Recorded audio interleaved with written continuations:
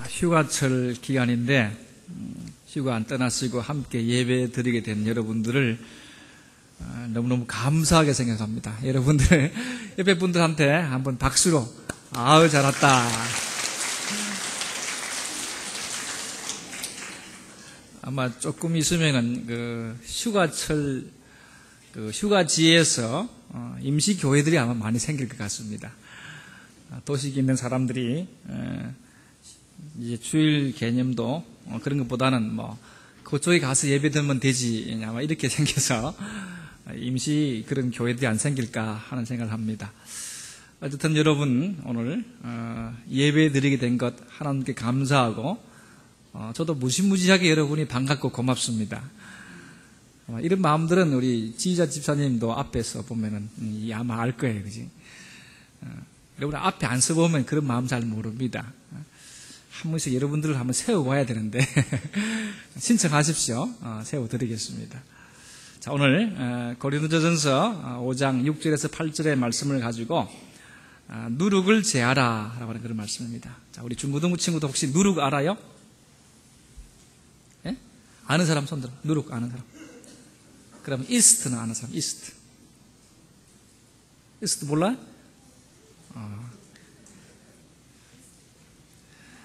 집에 가서 인터넷에 이스트 쳐봐라. 누룩 쳐보고.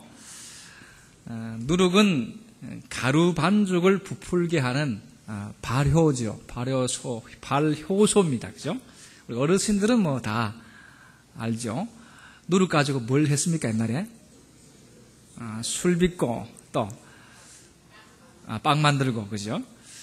제가 어릴 때 아주 그때 당시만 해도 이게 우리가 밥을 잘 못 먹었잖아요. 한 번은 주일학교 갔다 오니까 저희 어머님이 큰 다라이에다가, 다라이 알죠, 그죠? 밀가루를 이렇게 해가지고 아주 색깔도 아주 이쁘게 이렇게 밀가루를 이렇게 해놨더라고요. 아마 거기다 이스트를 넣어놨는가 봐요. 이제 교회 갔다 와가지고 이제 그걸 쪄가지고 그때 당시만 해도 밥을 점심 때 못 먹으니까 빵을 쪄서 먹으려고 그렇게 해놓으신 것 같아요. 근데 제가 밀가루 반죽을 살짝 이렇게 딱 입에 넣어보니까 아주 달고 맛있는 거예요. 그래서 제가 옆에서 자꾸 이렇게 퍼먹었던 기억이 납니다. 나중에 혼났죠. 점심 때 먹을 거 다 퍼먹었다고. 이스라엘 나라뿐만 아니라 많은 지역에서 밀가루에다가 물로 반죽하고 이제 발효를 이스트를 넣어서 빵을 만들어 먹는 그런 현실입니다. 알다시피 누룩은 빵이나 술을 만들 때 발효제로 사용됩니다. 이스라엘 백성들에게 있어서 이 누룩도 굉장히 중요한데 레위기 2장 11절에는 너희가 여호와께 드리는 모든 소제물에는 누룩을 넣지 말지니라고 합니다. 소제는 가루로 떡으로 만들어서 드리는 제사를 말합니다. 여러분 5가지 제사 중에서 짐승을 안 드리는 제사가 바로 이 소제입니다. 이 소제 때는 누룩을 넣은 떡을 넣으면 안 되는 것입니다. 또 6월절에는 특별히 누룩을 넣으면 안 되는 것입니다. 그렇지만은 모든 떡에 다 누룩을 안 넣느냐? 아닙니다. 제사 드릴 때도 누룩을 넣는 떡이 있습니다. 화목제 드릴 때에 그때 드리는 떡은 누룩을 넣을 수 있습니다. 또 요제로 드릴 때도 역시 마찬가지입니다. 또 수은제를 드릴 때도 역시 누룩이 들어갑니다. 이런 예외적인 제사 드릴 때에 누룩을 넣는 경우도 있는 것입니다. 예수님은 천국에 대한 비유로 마태복음 13장 33절에 말씀하셨는데 천국은 마치 여자가 가루 서말 속에 갖다 넣어 전부 부풀게 한 누룩과 같다 이렇게 말씀하고 있습니다. 여기서 보시면은 가루가 얼마만큼 많다 그랬어요? 가루 얼마나 그랬어요? 서말이 어느 정도 되는지 아세요? 우리 중고등부 친구들? 한 말, 두 말, 서말 이렇게 하는 거예요, 그죠? 우리 경상도 말로 하면 한 대야. 여기 보면 자, 서말이라고 하는 양이 많은 양입니까? 적은 양입니까? 대체적으로 많다고 볼 수 있는 거죠, 그죠? 서말 생각해 보십시오. 굉장히 많은 양입니다. 그런데 유대인들은 떡을 만들 때에 조금 안 합니다. 아주 하면 막 다 먹을 수 있도록, 풍성하게 먹을 수 있도록 그렇게 떡을 만듭니다. 빵을 만드는데 그 양을 오늘 가루 서말이라고 했습니다. 창세기 18장에 보면 아브라함이 하나님을 대접하는 장면이 나오는데 천사들이 왔습니다. 그때 빨리 집에 가가지고 사라한테 뭐라고 했나 하면, 여보 빨리 속히 얼른 퍼뜩 가루 3스아를 가져다가 반죽해서 떡을 만들라라고 했습니다. 이때 3스아가 뭐냐 하면 바로 이 가루 서말 정도의 양입니다. 귀한 손님들이 오셨는데 만약에 떡이 모자라면 안 되잖아요. 먹다가 모자라면 안 되기 때문에 먹고 남을 정도로 그렇게 이스라엘 사람들은, 여자분들은 손이 큽니다. 음식에 있어서는 좀 손이 클 필요가 있어요. 그죠?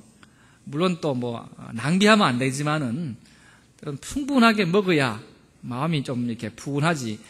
먹다 보면 없어지면 괜히 마음이 찜찜하고 불안하고 그렇잖아요. 그죠? 그기보다는 차라리 남는 게 아마 나을 것 같다 싶은 생각이 듭니다. 그렇게 가루 서말이라는 양은 아주 충분한 양이다, 그런 얘기입니다. 그 많은 양 밀가루 속에 이스트는 누룩은 조금밖에 안 넣습니다. 그런데 어떻게 됩니까? 오늘 말씀해 보시면은 전부 다 부풀게 만들었다, 그렇게 말씀하고 있습니다. 가루를 많고 누룩은 적습니다. 누룩이 가루 속에 파묻혀서 여러분 가루처럼 되었습니까? 안 된 거예요. 정반대의 결과입니다. 적은 양의 누룩이 많은 양의 가루 속에 들어가서 가루 전체를 다 변형을 시켰다는 겁니다. 부풀게 만들었다, 이렇게 말씀합니다. 누룩이 가루 속에 들어가서 가루화된 게 아니고, 여러분, 누룩이 가루 속에 들어가서 가루가 변화가 일어났다, 변형이 되었다. 다시 말하면 가루가 누룩화가 되었다, 그 말씀입니다. 이게 바로 예수님이 말씀하신 천국의 특성이고 복음의 능력이고 믿음의 감화력이라는 것입니다. 믿음은 작은 믿음만 있어도 전체를 크게 만들 수 있습니다. 그래서 예수님께서도 하셨죠. 겨자씨 하나일 만한 믿음만 있어도 저 산들어 들어서 바다에 던지우라 하면 어떻게 된다 그랬습니까? 그대로 된다라고 했습니다. 예수 믿는 조그마한 믿음에서도 천국 백성 되는 줄 믿으시기만 아멘 하시기 바랍니다. 그런 믿음 달라고 기도하시기 바랍니다. 예수님은 천국은 작게 시작하는 것이라 했습니다. 온갖 어려움이 많다 그랬습니다. 그럼에도 불구하고 천국은 점점 확대되어 가는 것입니다. 누룩의 긍정적인 면을 그렇게 말씀하신 겁니다. 누룩이 없이는 반죽이 부풀어 오르지 못하고 발효도 안 됩니다. 아주 작은 양이지만은 누룩의 역할은 반죽한 그 밀가루를 부풀어 오르게 만드는 것입니다. 발효되게 하는 역할을 하는 거죠. 번식하고 정식하는 그런 역할을 하는 것입니다. 그럴 때의 누룩의 역할인 것입니다. 성경에는 몇 가지 누룩의 긍정적인 번식을 얘기하듯이 번식에 대한 얘기가 있습니다. 창세기 1장 22절에 보면은 하나님께서 온갖 세상 만물들 다 만들어 놓으시고 하늘의 새, 바다의 물고기 만들어 놓고 난 다음에 뭐라고 했냐면요, 얘들아, 하늘의 새들아, 바다의 물고기들아, 이렇게 하시면서 그들에게 복을 주시며 이르시되 생육하고 번성하여 여러 바닷물에 충만하라, 새들도 땅에 번성하라, 이렇게 하셨습니다. 그 다음에 창세기 1장 28절에 보면 사람을 지으시고 난 다음에 사람에게 뭐라고 하셨냐면요, 그렇습니다. 하나님이 그들에게 복을 주시며 하나님이 그들에게 이르시되 생육하여 번성하고 땅에 충만하라, 땅을 정복하라, 바다의 물고기, 하늘의 새, 땅에 움직이는 모든 생물을 다스리라. 이렇게 하나님께서 오늘 우리에게 명령하셨습니다. 신명기 32장 30절에도 보면요, 한 사람이 기도하면은 천이 도망가고 두 사람이 기도하면은 얼마가 도망간다고 하신 줄 아세요? 만이 도망간다 그랬습니다. 만. 1만 명이 도망간다. 기도가 얼마나 능력 있는 역사가 있는가 하는 것을 말씀해 주죠. 이런 놀라운 번식의 방법 있습니다. 또 누가복음 6장 38절에도 보면 주는 자에게 어떻게 역사가 일어나느냐, 주라 그리하면 너에게 줄 것이니 곧 후히 되어 누르고 흔들어 넘치도록 하여 너에게 안겨주리라. 주는 자에게 하나님께서 더 많이 주신다. 그렇게 말씀하고 있습니다. 하나님의 긍정적인 번식, 정식의 방법이죠. 그 번식은 째짝이 하나더하기 하나가 아닙니다. 기하급수적인 그런 번식이다 하는 것을 말씀해 주고 있습니다. 빵이 부풀어 오르는 것을 보시면은 그냥 뭐 조금 달라지는 게 아니죠. 확 부풀어 오릅니다.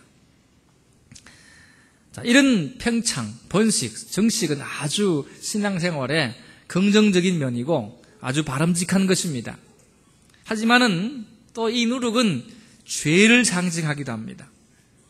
마찬가지로 누룩이 평창하고 정식은 이 절대적으로 긍정적인 것만 얘기하는 것이 아니고 나쁜 면에서도 죄도 그렇게 갑자기 확 퍼진다 하는 것을 말할 때에 이 누룩을 가지고 말씀해 주셨습니다. 그래서 그 틈 속에 사탄이 비집고 들어오기만 하면은 그 다음에 죄는 굉장히 커진다라고 하는 것을 말씀해 주고 있습니다.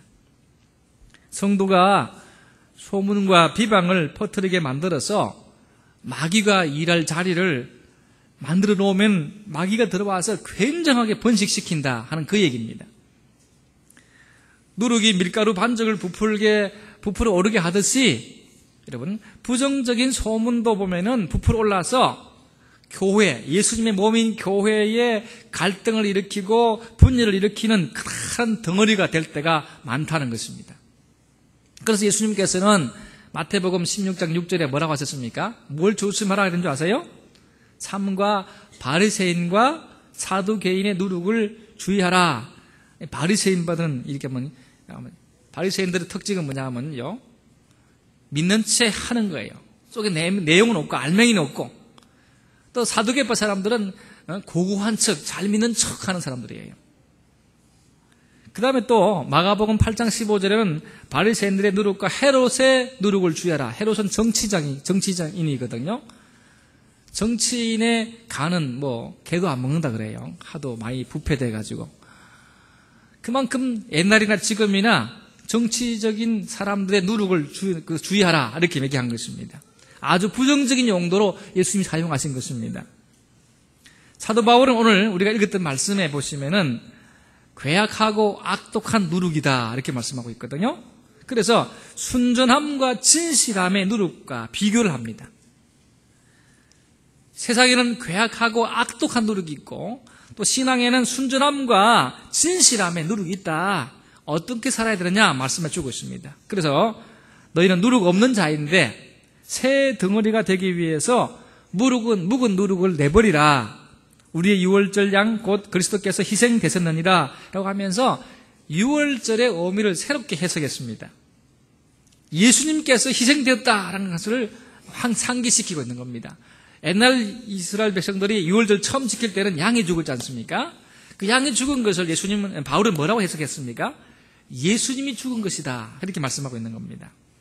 또 갈라디아서 5장 9절에는 적은 누룩이 온 덩어리에 퍼지는 것을 들어서 거짓 교사들의 가르침을 주의시켰습니다. 이 거짓 가르침도 그렇게 확 퍼질 수 있다는 것입니다. 이스라엘 백성들이 애굽 땅을 빠져나올 때에 하나님은 누룩 없는 떡만을 먹으라고 명령하셨습니다. 누룩 없는 떡은 사실 딱딱하고 맛이 없어요. 그죠? 부풀어야 좀 먹을 만도 하고 모양도 좋잖아요. 그죠? 6월절 절기마다 이스라엘 백성들은 누룩 없는 떡을 먹으면서 뭘 기억해야 됐습니까? 출애굽 그때를 기억한 겁니다. 이것은 이스라엘 사람들과 애굽 사람들이 분명히 구별되는 사람들이다. 우리는 저 사람들하고 다르다. 그걸 기억하는 것입니다. 우리는 죄의 결박에서부터 구원받은 백성이다. 그걸 기억하는 것입니다. 하나님의 은혜로 죄에서부터 멸망의 자리에서부터 우리가 구원받았다. 이걸 떡을 먹으면서 이 딱딱한 떡을 씹으면서 맛없는 떡을 씹으면서 뭘 생각하라는 겁니까? 우리는 세상 사람들하고 다르다. 우리는 구원받은 백성이다. 우리 하나님이 지키시는 백성이다. 그런 프라이드를 가지고 신앙생활을 하라는 것입니다. 홍해를 걷는 사건도 바울이 재해석을 합니다. 옛사람은 죽고 예수로 말미암아 세례를 받았다. 그래서 새 생명 얻게 되었다. 그렇게 해석한 것입니다. 예수님이 우리 위해서 십자가에서 대신 돌아가시고 피 흘리셔서 우리가 깨끗하게 나음을 입었고 씻음 받았고 새로운 사람이 되었다. 그걸 강조하는 것입니다. 그래서 오늘 우리가 읽었던 말씀에는 보면요, 이 고린도 교회의 교인들의 죄를 바울이 지적합니다. 앞에서 보면 계속 그런 죄들이 있습니다. 그래서 6절에 보면은 너희가 잘 아는 것이 옳지 아니하도다. 그 죄 지어놓고 무슨 그리 큰 소리 치느냐? 옳지 않은 일이다. 그러면서 적은 누룩이 온 덩어리에 퍼지는 것을 알지 못하느냐? 누룩의 역할을, 그 죄가 누룩처럼 그렇게 해서 많은 곳에 퍼진다고 말씀하고 있는 것입니다. 아주 작은 누룩이라도 방치해 두면은 온 교회가 죄에 빠진다고 그렇게 얘기하고 있는 것입니다. 시간이 지나면 지날수록 누룩은 더 많이 생겨서 결국 죄가 넘치게 된다. 그게 고린도 교회의 현실이라는 것입니다. 고린도 교회에 많은 죄들이 있었습니다. 그냥 놔두면 자꾸 더 커진다는 것입니다. 특별히 부정적인 말이나 태도, 그런 누룩이 심각하게 퍼져가면 아주 아픔이 큰 것입니다. 그래서 모세는 이 부정적인 누룩의 이야기가 이스라엘 백성들 삶 속에서 어떻게 확 퍼져가는 것을 경험했던 사람이었습니다. 민수기 13장 이런 보시면은 이스라엘 백성이 가네스 바네아에서 뭐 했습니까? 가나안 땅에 정탐꾼을 보냈죠.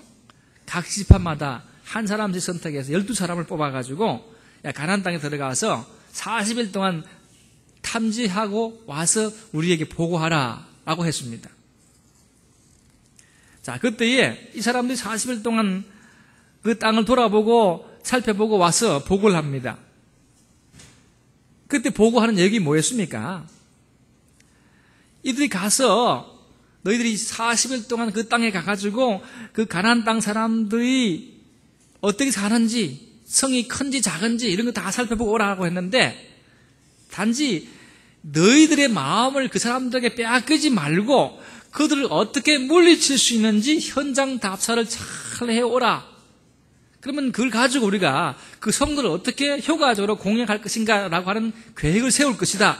그래서 보낸 것입니다. 그 땅을 쳐들어가야 될지 말아야 될지 이걸 결정하는 게 아니고, 그 땅을 어떻게 하면 빨리 손쉽게 우리 병사들은 힘들지 않고 그 땅을 빼앗을 수 있는지 그걸 알아보기 위해서 너희를 보냈다. 이렇게 했는데, 갔다 와서 보고한 게 뭐였습니까? 민수기 13장에 보면 이렇습니다. 그 땅이 어떠한지 정탐하라. 곧 그 땅 거민이 강한지 약한지 많은지 적은지와 그들이 사는 땅이 좋은지 나쁜지와 사는 성읍이 진영인지 산성인지와 토지가 비옥한지 메마른지 나무가 있는지 없는지를 탐지하라. 또 그 실과를 가져오라. 이렇게 명령을 내렸어요. 이제 정탐꾼들이 엄밀하게 요단강을 건너서 가나안 땅에 들어갔습니다. 그리고 40일 동안 그 땅을 다 보고 살펴보고 왔습니다.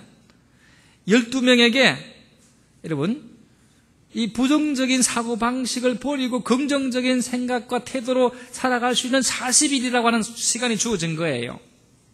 여러분, 이스라엘 백성들에게 40일이라는 것은 굉장히 중요한 의미를 가지고 있습니다. 40이라는 것은 이건 테스트 기간이라는 얘기예요. 시험하는 기간이라 그런 말입니다. 이들은 백성들이 가나안 땅의 실과를 직접 눈으로 확인하게 하기 위해서 뭘 가지고 왔습니까? 뭘 가져왔어요? 아무것도 안 가져왔습니까? 포도 가져왔잖아요. 포도를 어떻게 가져왔어요? 장정 2사람이 메고 가져왔습니다. 자, 그런 포도 앞에 갖다 놓으면 여러분 하나만 먹어도 배가 거득하겠죠, 그죠? 포도가 얼마나 컸던지 2사람이 막대기에 꿰어 왔을 정도로 아주 탐스러운 그런 풍성한 포도였습니다. 이 포도를 가져온 이유가 뭐였겠어요? 바로 그 땅이, 우리가 들어가야 될 그 땅이 하나님이 말씀하신 것처럼 젖과 꿀이 흐르는 땅이다. 그만큼 풍성하다 하는 것을 보여주기 위해서 가져온 거잖아요. 그런데 이야기가 여기까지 딱 끝나면 좋겠는데, 그 얘기 딱 하고 난 다음에 10명의 사람이 뭐 하는 줄 아세요? 하지만, 그러나 이런 말을 한 겁니다. 거기서 딱 끝났으면은 하나님이 주시고자 하는 그 물질과 치유와 축복의 역사가 그들에게 임하였을 겁니다. 그런데 민수기 13장 28절에 보면은 이래 됐습니다. 그러나 그 땅 거주민은 강하고 성읍은 견고하고 심이 클 뿐 아니라 거기서 안악 자손을 보았으며, 그래도 여기까지는 뭐 넘어갈 수 있어요. 그 다음에 보면 30절에 갈렙이 얘기합니다. 우리가 올라가자. 그 땅을 취할 수 있다. 너희 이길 수 있다. 라고 했더니 나머지 10명이 다시 또 뭐라고 하냐면 이렇습니다. 그와 함께 올라갔던 사람들은 이르되 우리가 능히 올라가서 그 백성을 치지 못하리라. 그들은 우리보다 강하니라 하고 이스라엘 자손 앞에서 그 정탐한 땅을 악평하여 이르되, 우리가 두루다니며 정탐한 땅은 그 거주민을 삼키는 땅이요, 거기서 본 그 모든 백성은 신장이 장대한 자들이며 거기서 네피림 후손인 아낙 자손의 거인을 보았나니 우리는 스스로 보기에도 메뚜기 같으니 그들이 보기에도 그와 같았을 것이니라. 이 말 때문에 여러분, 10명이 말하는 이 부정적인 말 때문에 10명의 사람 때문에 150만 명의 사람들이 마음이 녹아내렸습니다. 10명 때문에, 10명이 한 그 말 때문에 150만 명이 된 사람들의 마음이 찢어진 듯이 아팠습니다. 어떻게 이런 결과가 일어날 수 있을까요, 여러분? 소수의 부정적인 태도 때문에 그게 누룩이 돼가지고 온 이스라엘 전체를 다 더럽혔다는 것입니다. 하나님을 믿지 않겠다고 하는 그 선택에는 반드시 여러분 그에 상응하는 결과가 따라옵니다. 이들이 누룩을 제거하고 하나님의 말씀에 귀를 기울였다면은 그 다음 세대가 가나안 땅에 가서 누렸던 그 복을 이들도 함께 누릴 수가 있었습니다. 그런데 어떻게 됐습니까? 아무도 누리지 못하고 심지어 모세까지도 그 땅에 들어가지 못하고 광야에서 다 죽었습니다. 부정적인 말의 누룩의 결과로 인해서 그들은 다 죽은 거예요. 우리 삶 속에 부정적인 말의 누룩을 제거하지 않으면은 우리도 이스라엘 백성들과 같은 결과를 맞게 된다는 것입니다. 교회에서 부정적인 말과 태도, 그거 하면요, 교인들을 분열시킵니다. 앞서서 일하시는 분들 좌절시키고 낙심시킵니다. 갈등 일으키고 반목 쌓게 만들고 비전을 뺏어가게 만듭니다. 부정적인 말과 소문은 결국 비방으로 이어집니다. 소위 말해서 뭐라 카더라 통신, 그거 아주 나쁜 거거든요. 책임 안 지는 거거든요. 아니면 말고, 마치 정치권 사람들과 비슷하지요. 시큰 얘기해놓고 아니면 말고. 이소우화에 그런 얘기 있잖아요. 연못에 개구리들이 놀고 있습니다. 아이들이 와가지고 개구리 잡자 해가지고 돌 가지고 막 던집니다. 나중에 개구리들이 와서 뭐라 그럽니까? 너희들은 재미있어서 돌 던지지만은 우리는 생명이 달렸다. 우리가 재미있어서 하는 비방의 말들, 부정적인 말들 때문에 여러분 생명이 죽어가는 것입니다. 하나님 앞에서 엄청난 책임을 지게 될 것입니다. 불평과 불만의 교인의 신앙, 불평과 불만은 교인들의 신앙, 나뿐만 아니라 하는 그 사람뿐만 아니라 듣는 그 사람에게 신앙도 무너뜨리는 아주 안 좋은 것입니다. 부정적인 환경에서 의심이 나오고 불신이 나오고 그래서 신앙이 다운되는 것입니다. 실족하는 교인이 생기고 교회는 광야를 헤매게 됩니다. 함부로 하는 말들 때문에 주님의 교회가 상처가 납니다. 함부로 하는 그 부정적이고 불평의 말들 때문에 예수님이 피 흘려 구원한 성도들이 여러분 상처를 입는다는 것입니다.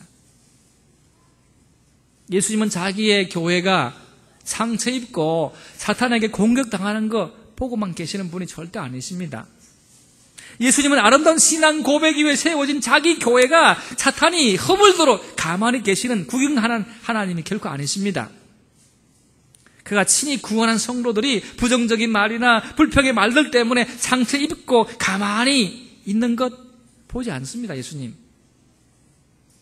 우리 앞에 서 있는 거인들은 너무 크다고 그런 믿고 싶은 믿음 유혹에 넘어가서 여러분 이스라엘 10명의 정탐꾼처럼 부정적이고 불평의 말을 하다가 그 나쁜 노력으로 사용되는 그런 일이 생기지 않도록 여러분 성령님에게 기도하고 의탁해야 됩니다. 덕을 세우고 선하고 아름다운 말로 교회를 세우는 성도들, 옆에 있는 성도들을 정말 잘 격려하고 칭찬해 주어서 신앙생활을 잘 하도록 만드는 그런 일에 저와 여러분이 귀하게 쓰임받기를 주님의 이름으로 축원합니다. 무익한 말에 누룩도 있습니다. 부정적인 누룩도 있지만, 말의 누룩도 있지만 무익한 말의 누룩도 있습니다. 이것도 잘 번져가거든요. 우리 입에서 나오는 말들 여러분 참 조심해야 됩니다. 성경은 우리가 내뱉는 모든 무익한 말에 대해서 우리가 책임을 져야 될 것이다 라고 경고를 하고 있습니다. 마태복음 12장 35절 이하에 이렇습니다. 선한 사람은 그 쌓은 선에서 선한 것을 내고 악한 사람은 그 쌓은 악에서 악한 것을 내느니라.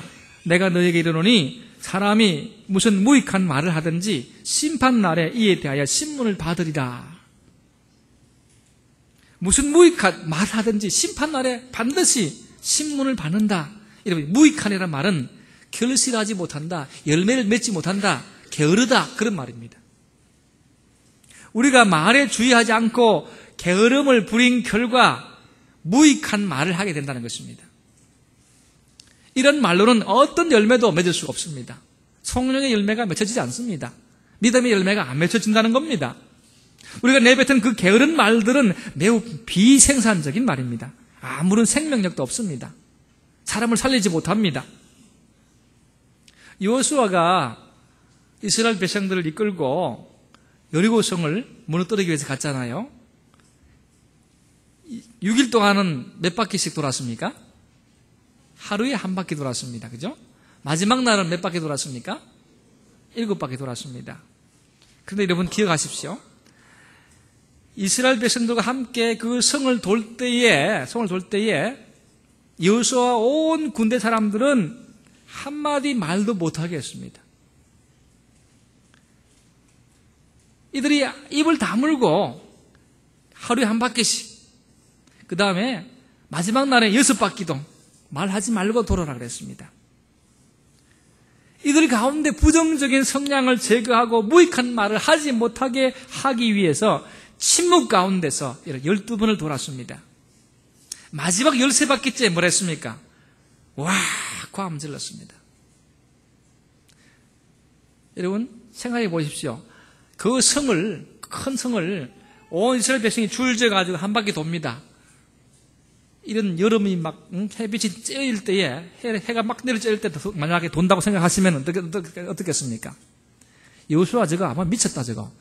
사람 잡을 일 있나? 이 땅빛에 왜 저 성 돌라고 하는 거야? 이 성 돈다고 해가지고 무너지나? 막 활 쏘고 창 쏘고 대포 쏘고 해야 무너지지? 이런 사람들 얼마나 많았겠어요? 도는데 갑자기 소나기가 내립니다. 참 정신 나간 소리다. 응? 이게 우산 쓰고 뭐 이런 때 어떻게 이 성을 무너뜨릴 수 있느냐? 온갖 말 다 했을 거 아닙니까, 여러분? 근데 한마디도 못하게 했습니다. 여러분, 교회 일하실 때에 침묵 가운데 일하시는 거 좀 배우시기 바랍니다. 일도 하기 전에 온갖 무익한 말로 부정적인 성향을 내어서 일하는 사람 힘 빼지 마시기 바랍니다. 내 마음에 안 들면 다른 소리 하지 마시고 가만히 보고만 있으면 됩니다. 그게 돕는 거예요. 보통 보면 자기가 하기 싫으면 잔소리하거나 반대하거든요. 할 능력이 없으면 가만히 있으면 돼요. 그냥 참여만 따라가기만 하면 돼요. 이스라엘 백성들 자기 힘으로 하는 걸 안 했습니다. 뭐 했습니까? 한 바퀴 돌면 됩니다. 하나님 하라고 했으니까 따라가면 됩니다. 딴소리 하지 말고 침묵하는 데 돌았습니다. 모든 일이 다 끝났을 때 그때 함성 지르고 할렐루야 부르고 춤추고 노래하고 박수치고 해도 괜찮습니다. 다 끝난 다음에는. 시작하기 전에, 시작하는 중간에 아무 소리 안 해야 됩니다. 그 다음에 나타나는 죄의 누룩이 뭐냐 하면요, 남타닥이 누룩입니다. 이 남타닥이 누룩은 역사가 아주 오래됩니다. 창세기 3장 9절에 보면 하나님이 아담을 불렀습니다. 아담은 하나님의 음성을 듣고 뭐라고 했는지 아세요? 내가 벗었으므로 두려워하여 숨었나이다. 내가 벗었으므로 두려워하여 숨었나이다. 하나님이 창세기 3장 11절에 또 이렇게 물었습니다. 누가 너의 벗었음을 네게 알렸느냐? 내가 네게 먹지 말라 명한 그 나무 열매를 네가 먹었느냐라고 물었습니다. 그때에 아담이 뭐라고 대답했습니까? 아담이 이르되 하나님이 주셔서 나와 함께 있게 하신 여자 그가 그 나무 열매를 내게 주므로 내가 먹었나이다. 책임이 누구에게 있다는 얘기예요? 첫 번째는 저 여자한테 있다. 그 여자를 누가 줬다 그랬습니까? 하나님이 주셨다. 그럼 책임은 누구한테 있어요? 나한테 없고 하나님에게 있다. 아담이 그랬습니다. 그럼 하와는 또 그 말 듣고 어떻겠습니까?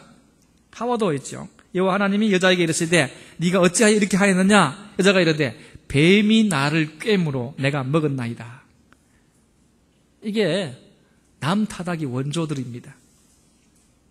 다른 사람을 비난하면은 내 자신이 결백될 것이다라고 드러날 것이다라고 하는 생각은 착각입니다. 사무엘상 15장에도 보면요, 사울 왕이 아말렉과의 전투가 있었습니다. 그때에 선지자가 하나님 명령을 전했습니다. 아말렉에 가서 왕에서부터 어린아이까지. 어찌 보면 참 잔인하죠, 그죠? 죄 없는 아이가 무슨 죄니? 어린 아이가 무슨 죄가 있겠습니까만은 아말렉 사람들은 왕에서부터 아이까지 다 죽여라. 그 집에 있는 짐승들까지도 다 죽여라. 아주 구체적으로 하나님께서 선지자를 통해서 사울에게 명령했었습니다. 그런데 사울에게는 더 좋은 생각이 있었습니다. 하나님 생각보다 자기가 볼 때 더 좋은 생각이라고 여긴 것이 있었습니다. 뭐였습니까? 그 나라 왕 아각을 죽일 필요가 뭐 있겠냐? 죽일 필요가 뭐 있겠냐? 그래가지고 아각을 살려주었습니다. 또 악하고 가치 없어 보이는 짐승만 멸하면 되지. 더 좋은 생각으로 생각된 게 뭡니까? 보니까 양도 튼튼한 양, 소도 보니까 좋은 소 많이 있거든요. 저것까지 다 없앨 필요가 뭐냐? 아까워서. 병들고 비실비실하고 뭐 일거리 안 될 거 저런 것만 죽이면 되지. 자기 생각. 하나님 생각보다 더 좋은 자기 생각 때문에 아각을 살려두었고 양이나 소를 남겨두었습니다. 살찐 소들. 자기 생각에는 뭐였습니까? 저거 가지고 하나님께 제사 드리면 되겠다. 이 나쁜 생각이었습니다. 사실은 자기 욕심이죠. 자기 가져가려고 그랬죠. 다 죽이는 것보다 집에 넣고 가서 쌀밥 먹고 구워 먹고 그게 더 낫지 않느냐? 그런 생각이었습니다.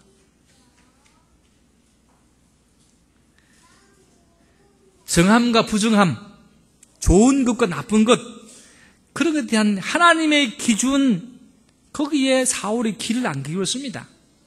이게 하나님 말씀이다. 아니다. 하나님께서 이게 정한 것이고 이건 더러운 것이다 하는 그 기준에 사울이 귀를 딱 닫았다는 것입니다. 이런 것을 판단하는 기준이 누굽니까? 자기가 결정했다는 것입니다. 그리고 난 다음에 사무엘이 와서 생말을 했습니다. 왜 아각을 안 죽였느냐? 왜 소와 짐승들 남겨놨느냐?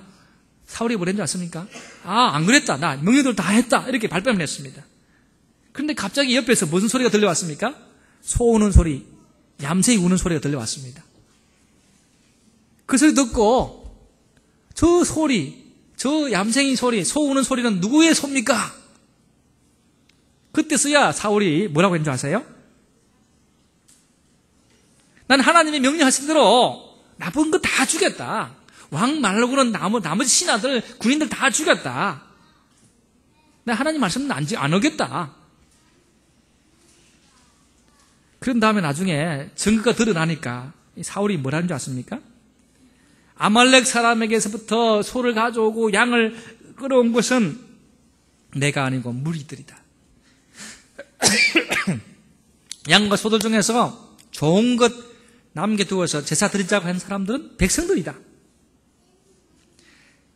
하나님께 제사 드리기 위해서 가장 좋은 짐승들을 챙겼다. 그것도 내가 아니고 저 백성들이 했다. 그렇게 자기 잘못을 인정하지 않고 백성들에게 책임을 전가했습니다. 남 탓한 거지요. 부인하는 것, 자기의 잘못에 대해 행동에 대해서 책임지지 않는 아주 나쁜 죄질의 모습입니다. 진실을 인정하지 않는다는 것을 의미한 것이요. 우리 자신도 역시 내가 지은 죄에 대해서 수없이 부정하고 잘못된 결정을 남 탓으로 돌릴 때가 얼마나 많습니까? 아이들 손이 뭐가 안 되면 엄마 때문이야 그러잖아요. 그죠? 엄마 때문이야. 저도 많이 그랬습니다. 힘들면은 누구 때문이야. 누구 때문이야. 우리에게는 책임을 나에게 자신에게는 책임을 안 돌리고 다 남에게 다 책임 다 돌리잖아요. 사업 망하면 네가 자금을 안 대와서 그렇지 않냐. 무슨 일 생기면 네 때문이야. 손가락질 하는 것만 얼마나 많았습니까? 우리가 그래 살았습니다. 현실을 직시하고 싶지 않았어. 죄에 대한 책임을 회피하고 싶었어. 그런데 그게 문제 해결책이 됩니까? 안 됩니다. 문제가 더 커질 뿐입니다. 사울은 모든 것을 완전히 멸하지 않은 자기 행동에 비해서 거부했습니다. 인정하지 않았습니다. 부정했습니다. 그리고 난 다음에 하나님의 계획을 거스른 자신의 그 행동에 대한 책임을 다른 사람에게 전가했습니다. 자신이 저지른 행동을 인정하지 않았습니다. 어떤 책임도 지지 않았습니다. 사무엘 선지자가 두세 번 거듭해서 당신 하나님의 명령을 어긴 것이다. 불순종한 것이다. 일깨워줬지만 끝내 사울은 그 하나님의 음성에 자기는 순종했다고 오겠습니다. 그래서 사무엘상 15장 21절에 보면 이런 말씀이 나옵니다. 다만 백성이 그 마땅히 멸할 것 중에서 가장 좋은 것으로 길갈에서 당신의 하나님 여호와께 제사하려고 양과 소를 끌어왔나이다 하는지라. 이 말씀을 보시면 사울이 하는 얘기가 당신의 하나님 여호와께 제사하려고 라고 합니다. 나의 하나님 여호와께 제사하려고 이게 아니고 당신의 하나님. 사울은 이스라엘 백성 아닙니까? 이 말 속에서 사울의 신앙관을 우리가 보게 됩니다. 남탓하는 사울에게 강력한 징계가 주어졌습니다. 어떤 징계였습니까? 하나님은 사울을 왕의 자리에서 내려앉혔습니다. 그때서야 자신의 죄를 회개합니다. 사무엘상 15장 24절에 보면 사울이 사무엘에게 이르되 내가 범죄하였나이다. 내가 여호와의 명령과 당신의 말씀을 어긴 것은 내가 백성을 두려워하여 그들의 말을 청종하였음이니이다. 백성들의 그 말보다도 하나님 말을 더 두려워해야 되는데 왕이란 사람이 백성들이 더 두려워서 백성들의 눈치 본다고 그 말에 더 신경 썼습니다. 이렇게 살았다는 것입니다. 하지만 너무 늦은 회개였습니다. 하나님은 이미 이스라엘을 사울에게서 떼어가지고 누구한테 주기로 했습니까? 다윗에게 주기로 했었습니다. 하나님께서 사울에게 남김없이 아말렉 사람을 다 진멸하라고 하는 데는 이유가 있는 겁니다. 하나님께서 그렇게 잔인한 분 아니십니다. 아말렉 족속을 완전히 멸하지 않으면은 나중에 후에 이들이 일어나서 이스라엘을 너희들을 죽일 것이다. 그렇기 때문에 하나님은 죽이라고 한 것입니다. 실제로 사울은 마지막 전투에서 전장에서 졌습니다. 상처 입고 누워있는데 그때 누가 완 줄 아세요? 아말렉 사람이 하나 와가지고 죽어가는 사울을 죽이고 사울의 머리에 있는 관을 뺏기고 부속 기금술을 뺏어가지고 어디 갔습니까? 다윗한테 가가지고 내가 사울을 죽이고 그 기금속을 가져왔습니다. 사울과 다윗이 원수지간인 줄 알고 결국 누구 손에 죽었습니까? 물론 전쟁터에서 죽었지만은 마지막 숨을 거두게 한 것은 아말렉 사람이었습니다. 그가 그토록 살려두고자 했던 그 아말렉 사람에 의해서 그가 죽임을 당했습니다. 누룩을 완전히 제거하지 않으면 부풀러 올라와서 큰 덩어리가 됩니다. 이처럼 우리 속에는 죄를 완전히 제하지 않으면은 죄가 부풀러 올라와서 거룩하지 못한 덩어리가 되는 것입니다. 육신의 부정한 부분을 모두 멸하지 않은 그 불순종 때문에 언젠가는 나도 파멸로 치닫게 된다는 사실을 여러분 아셔야 합니다. 로마 제국이 기독교를 가혹하게 핍박했지요. 그러다가 안 되어서 이제 콘스탄틴 황제 때에 기독교를 국교로 인정을 했습니다. 그때 전체 로마 시민들 가운데 기독교인은 얼마나 되느냐? 겨우 9%밖에 안 됐대요. 9%의 사람들이 로마를 전체 기독교 국가로 만들었습니다. 어떻게 그들 살았기에 그렇게 할 수 있었겠습니까? 좋은 누룩으로 영향을 끼쳤기 때문이라고 저는 생각합니다. 나중에 로마가 멸망할 때 어떻게 멸망한 줄 아세요? 벌거벗은 몸으로 도끼 휘두르는 그런 야만인들에 의해서 로마가 멸망하고 말았습니다. 그래서 어거스틴은 신의 도성이라는 책에서 로마 제국이 멸망한 것에 대해서 얘기하고 있는데 이렇게 얘기하고 있습니다. 모든 도로는 로마로 할 만큼 최대 강대국 로마가 야만 민족, 그나마 벗은 몸으로 도끼를 휘두르는 그들에게 무너져 버린 이유 어디 있을까? 그들의 죄의 누룩 때문에, 퍼져가는 죄의 누룩 때문에 로마 스스로가 멸망한 것이라고 말씀하고 있는 겁니다.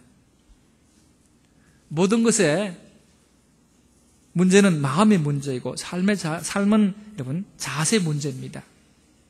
적은 숫자라 하더라도 그 속에 정직한 그리스도의 영이 있으면은 그런 사람들이 희생적으로 살아가면 살아납니다.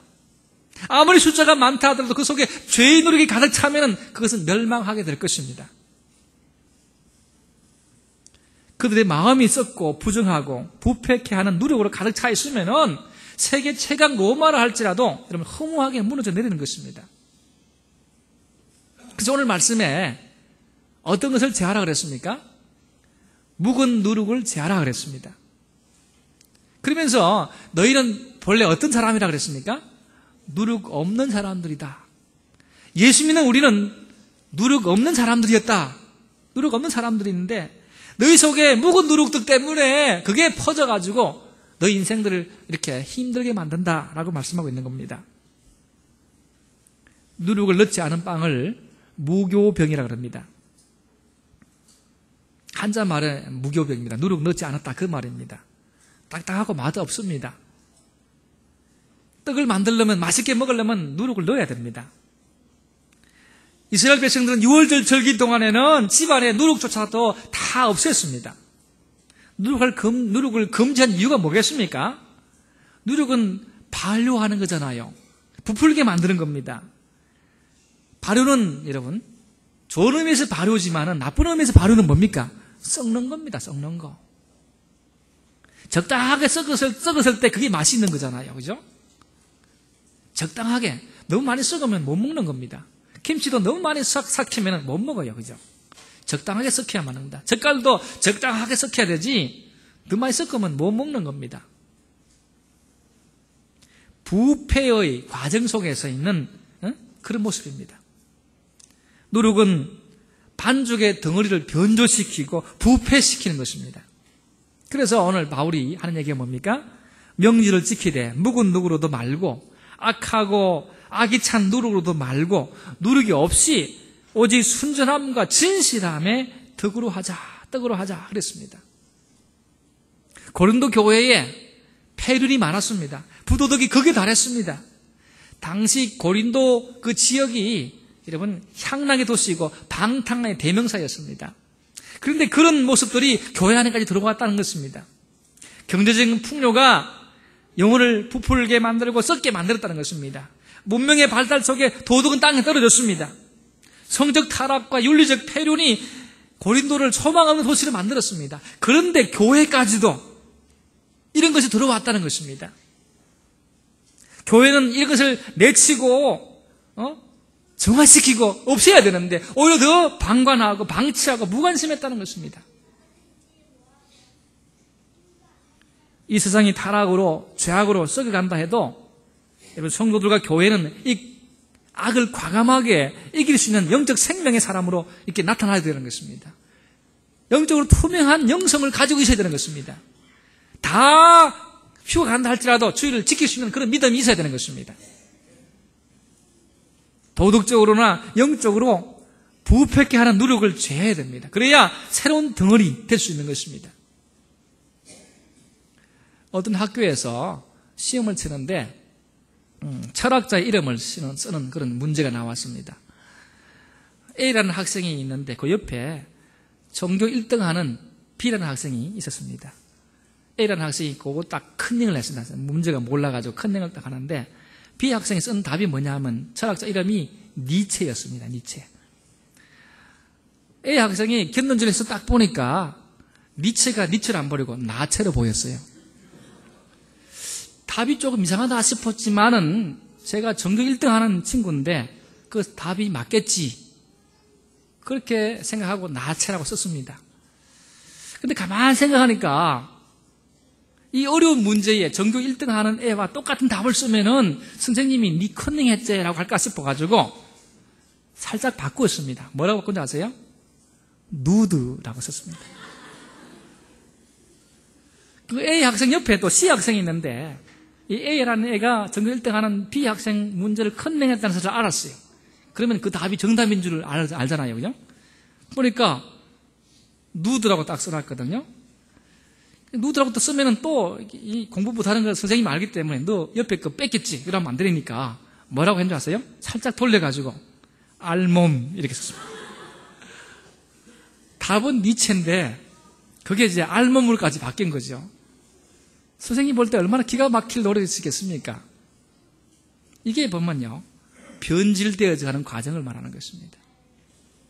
더러운 누룩이 있으면 이렇게 변질되어 가는 것입니다. 순전한 사랑, 진실한 믿음만이 여러분 새로운 덩어리가 되게 하는 것입니다. 순수하지 못한 사랑, 진실을 잃은 믿음은 누룩이 섞인 더러운 것이 되는 것입니다. 오늘 7절 말씀에 분명히 너희는 누룩 없는 자인데 라는 말씀을 좀 기억하시면 좋겠습니다. 새 덩어리가 되기 위해서, 누룩 없는 자가 더 큰 덩어리가 되기 위해서는 어떻게 해야 됩니까? 묵은 누룩을 버려야 되는 것입니다. 제거해야 되는 것입니다. 나쁜 누룩, 좋은 누룩 다 살아 움직이고 변화시킵니다. 하나님 말씀은 살아있습니다. 강한 능력이 있습니다. 하나님 말씀은 우리의 숨겨진 그 생각, 마음의 생각까지도 다 쪼개어서 우리의 진실된 모습을 드러나게 만드는 것이 바로 말씀입니다. 말씀 앞에 들어가면 좋고 그런 거 다 드러나게 됩니다. 그런데 이 능력이 오늘 우리의 삶 속에서 살아 움직이게 만들어서 더러고 추한 것은 다 제거되어지고 깨끗한 믿음의 모습으로 살아가도록 만들어야 되지 않겠습니까? 우리 속에 있는 더러고 추한 것들 다 제거하고 아름답고 새로운 덩어리 되는 그런 믿음의 축복이 우리 속에 임하기를 주님의 이름으로 축원합니다. 말씀 생각하면서 우리 한 30초간 함께 기도하기를 원합니다. 하나님, 내 속에 있는 더러운 누룩들 제거해 주옵소서. 부정적인 말의 누룩 제거하옵소서. 무익한 말의 누룩들 제거하옵소서. 남 탓하고 하는 그런 더러운 누룩 제거하옵소서. 그래서 깨끗하고 순전한 누룩으로 하나님 앞에 귀하게 쓰임받고 하나님께서 말씀하시는 큰 번식의 축복이 내게 임하게 하옵소서. 우리 합심해서 함께 기도하기를 원합니다. 30초간만 기도하겠습니다. 거룩하신 하나님 아버지, 은혜와 사랑을 감사합니다. 우리 속에 더럽고 추한 누룩들 때문에 우리가 더러워지고 하나님의 교회가 더러워지고 좋아하는 사람들을 아프게 만듭니다. 하나님 아버지, 이런 누룩들을 제하게 해주셔서 건강하고 아름다운 믿음의 사람으로 바뀌어주시도록 은총을 베풀어 주시기 원합니다. 우리가 예수 믿는 믿음으로 살 때에 부정적인 더러운 누룩들 제하기를 원합니다. 무익한 게으른 누룩들의 말을 제하기를 원합니다. 남 탓하는 그런 말들, 생각들, 태도들을 제하기를 원합니다. 그래서 하나님의 교회가 더 건강해지고 더 아름다워지고 믿음의 축복을 나눌 수 있는 그런 교회가 되길 소원합니다. 성령님 오셔서 만져주시고 축복해 주옵소서. 역사해 주시기 원합니다. 우리 마음속에 믿음의 축복이 임하게 하시고 성령의 역사가 임하게 해서 우리가 누룩 없는 자들인데 하나님 아버지, 우리가 새 덩어리가 되기 위해서 묵은 누룩을 과감하게 제거하고 변화되고 축복받는 하나님 사람들로 달라주시도록 은혜 베풀어 주옵소서. 하나님은 은혜 베풀어 주실 것입니다. 우리의 더럽고 추한 모든 것을 제거해서 건강하고 아름다운 믿는 사람들로 바뀌어지는 축복의 사람들 되게 하옵소서. 예수님의 이름으로 기도드립니다. 아멘.